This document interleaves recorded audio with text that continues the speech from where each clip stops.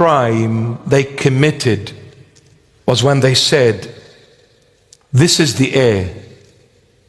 Let us kill him, and the inheritance will be ours."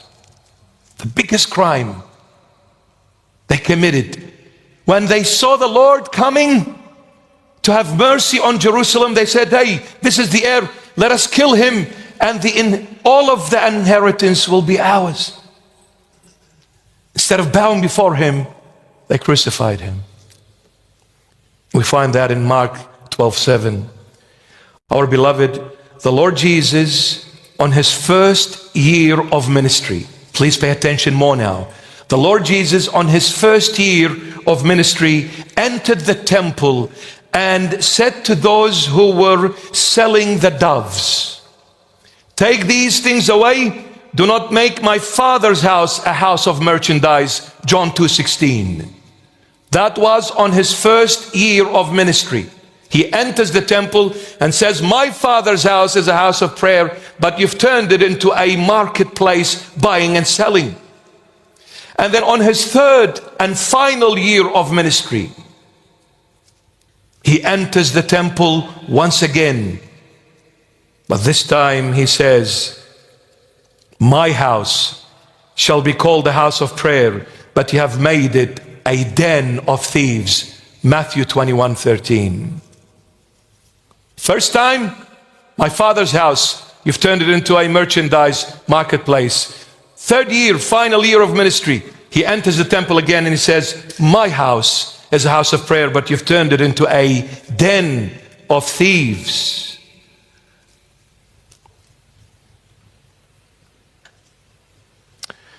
However, here, when he looked at the city, i.e. Jerusalem, the Lord did not say, "Neither my Father's house nor my house." He said, "Your house," to them. Why? Since you're about to kill the heir so that the inheritance be yours, then it's not my Father's house. It is not my house anymore. It is your house. And since it is your house, therefore your house is left to you desolate. Luke 13:35. Since you rejected the owner, thinking that by killing him you will inherit the house of the owner, then since you killed him, then it became your house, thus became destroyed. In 70 AD, Titus, the general of the Roman army, came to Jerusalem and flattened it to the ground, and the Israelite nation were scattered all over the world since from 70 AD. The only time they came back to the Holy Land was in 1948, my beloveds. From 70 AD till 1948. And from that time they've come back till now. There is no peace in Jerusalem, the city of peace. Why? Because there is only one peace in existence. His name is Jesus Christ of Nazareth. When you make him the crown of your glory, when you make him your King, your Lord, your Savior, your Redeemer, your God, it is then and then only you are in peace, my beloved. Without Christ, there is no peace. Money can't give you peace. Power can't give you peace. Hollywood can't give you peace. Las Vegas can't. Nobody can. Nothing can. Only one, Jesus Christ of Nazareth, the one who lives forever, my beloved. I pray from the bottom of my heart. I cry out from the bottom of my heart for the world to come to Christ, for the world to embrace Jesus Christ of Nazareth, because there is no one else that can save and give peace except him Why? Because He is the only true living God, creator of everyone and everything, visible and invisible, both tangible and spiritual. His name endures forever. He is the risen Messiah, the King of all kings and the Lord of all lords. For He is the I am and the everlasting I am. Amen. You need the Lord. People, wake up.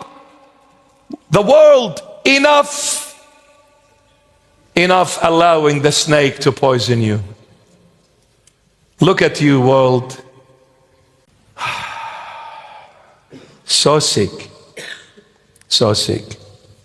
Killing each other, destroying each other, hating each other. The United Nations. If there is a place that is never united, is the United Nations. They should be called the ununited nations or the never united nations. The lie of all lies. Because nobody loves nobody. You know why? Because as long as you belong to the world, there is no love in the world. For one simple reason, the ruler of the world is Satan.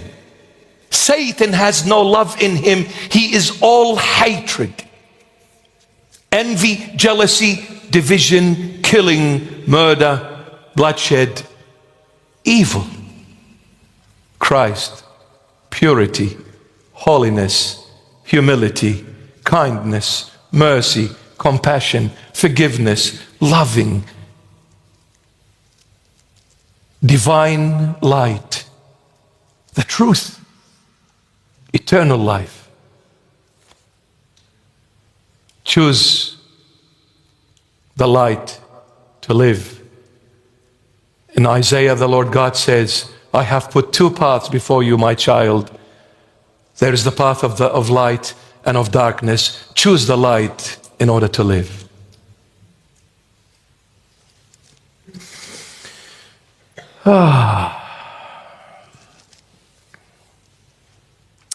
Now, we go back again to Luke 19:42. Good old Luke, the gospel writer, amazing. In Luke 19:42, the Lord is saying to Jerusalem, the city, if you had known, even especially in this your day, which is Palm Sunday, the things that make for your peace, but now they are hidden from your eyes. You did not see the Messiah. You were praising the Messiah. Messiah, come and have mercy on us. And the Messiah was already there, but it was hidden from your eyes. What does it mean that they are hidden from your eyes? Because if they had known the one who came sitting on the back of that mule was the Messiah, they wouldn't have crucified him. Because they were praising, Messiah, come and have mercy on us. They didn't know. It was their eyes, it was hidden from their eyes. That's why they crucified him, my beloved. Now, our beloved the Jews will not be held accountable for crucifying Christ, because all of us crucified the Lord. It is our sins that crucified the Lord. And every human being, including the Jews, all of us are the same. We are all sinners. So the Jews will not be held accountable for crucifying Christ, but they will be held accountable for not believing in him after his resurrection. And the Lord Jesus said it while he was hanging on the cross. Father, forgive them, for they do not know what they do. Luke 23:34. All those who did not believe in him after resurrection perished, but all those who crucified him and believed in him after resurrection were saved. Even those who crucified him but believed in him after the resurrection, they were saved. But those who did not believe in him after resurrection, they all perished, my beloved. If the Lord Jesus wept at the tomb, today he is weeping at the city of your heart. Your heart is Jerusalem. It is not the city of Jerusalem in Middle East. Jerusalem in the Middle East, the physical earthly Jerusalem, is symbolic for the heavenly Jerusalem. And God, Jesus Christ, who is all love, where does he wish to live? In your heart, because it is the heart that speaks the language of love, where Satan does not know how to speak it. So that Jerusalem is your heart. He wept at the city of your heart.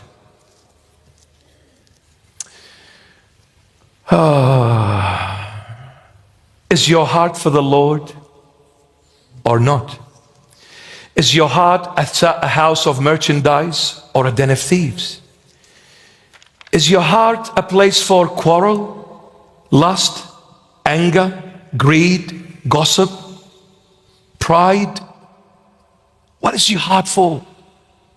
And who is your heart for? The Lord is weeping at your heart when he sees your heart distant from him. When he sees strange things engulfing your heart, dwelling in your heart, where it is the only place God chose to dwell in. Someone else, a total stranger, came and took that heart away from the Lord. He's weeping in order to change your heart once again and bring it back to him.